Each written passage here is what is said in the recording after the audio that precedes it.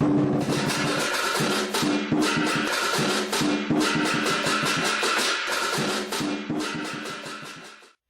want to talk a bit about the mechanics of the meditation and breathing technique that we use in this process. It brings us to the experience of presence, of being in the here and now. And this practice should best be done twice a day. I suggest it be done first thing in the morning and maybe the last thing in the day.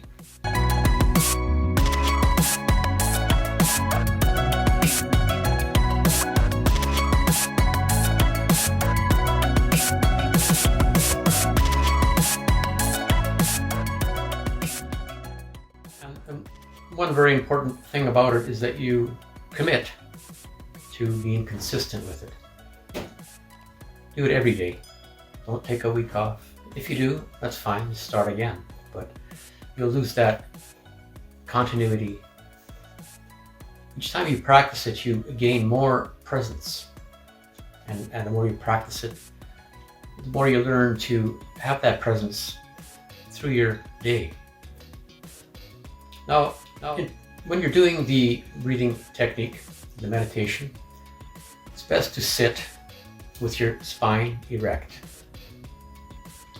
That means no slouching, no tilting to the side. And when we say erect, we don't mean that your spine has to be straight. Your spine has normal curves. You want to be sitting so that your head is weightlessly balanced without effort. Shoulders are back a bit. And you are in good alignment with little to no effort. Now, if you have a problem with sitting cross-legged on the floor, it's perfectly okay to sit in a chair. And again, you'll be sitting in the chair with your spine straight. Your eyes will be closed. Now, if you do sit on the floor and you do want to use the cross-legged position, I have a few things to point out here. Now, for you to be able to sit with your spine erect for 15 minutes comfortably, you need to be able to last 15 minutes in that position and keeping your back straight without effort. You have to make sure that you're not sitting too low. So now I'm going to do a cross-legged position here. For me, I can put myself into a straight, erect spine position, but I'm really working hard. You can see my knees are high. Now, if you're a person that sits with high knees, that tells me that you're likely going to end up rounding your back before the time is up. So you should sit on something to elevate your pelvis. If you do have these foam yoga blocks, you'll find the right height that suits you. Now, for me, for example, I'm going to try the two foams. And you can see immediately it's no problem for me to have my knees below my waist. And in this position, I can now effortlessly hold my spine erect. If you need to sit higher, that's fine. If you need to sit in the chair, that's fine. Now, if you do have some chronic pain, really back issues, you want to do the breathing techniques and the meditation, but you find it's difficult for you to sit in a chair or on the floor for 15 minutes. It's okay for you to lay down. Now, if you do lay down, just be aware that you're more prone to maybe fall asleep. So find that balance where you feel alert but relaxed and you're having your spine straight.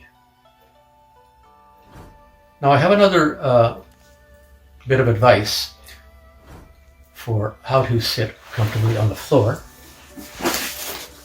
I have this apparatus. It's called a Nada chair. Now, I came across this when I was actually a student and had to sit for long periods of time studying. See, it's zipped up, and now it's easily unfolded, and it has these straps and a back support. And this helps you if you want to be sitting for prolonged periods of time in a meditation position, cross-legged on the floor. Just put it behind your back. This will go around your knees.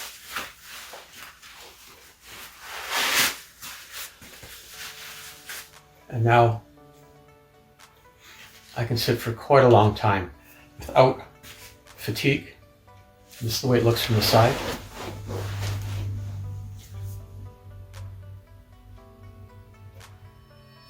So this was actually designed for meditators that would sit for long periods of time. We're talking maybe even a few hours. But it also became quite a handy gadget for mothers and parents that would have to go and sit in the bleachers watching their kids play soccer or whatever sport. When they would be sitting on a bleacher bench with no backing, again, sometimes for an hour or more. And this would relieve that fatigue. Again, it's called a Nada chair, N-A-D-A, Nada for meaning nothing. It's not a chair. And I think they're still available. I got these quite some time ago. Now, at the end of each session, after your 15-minute breathing practice, it's always a good idea to just sit for a few moments and feel what you're experiencing. And take a minute to set an intention for how you're going to go through your day being more present. How you can take that present moment awareness with you through your day as distractions, confusion, and discomfort may arise. Practice being with it rather than trying to manipulate or change things. If what you're experiencing is pleasurable, enjoy it. If something you're experiencing isn't enjoyable, lose the urge to run from it. Remember, our purpose is to be better at feeling, not necessarily to feel better. Feel comfortable in the fact that this practice cannot hurt you. No one's ever been hurt by breathing naturally.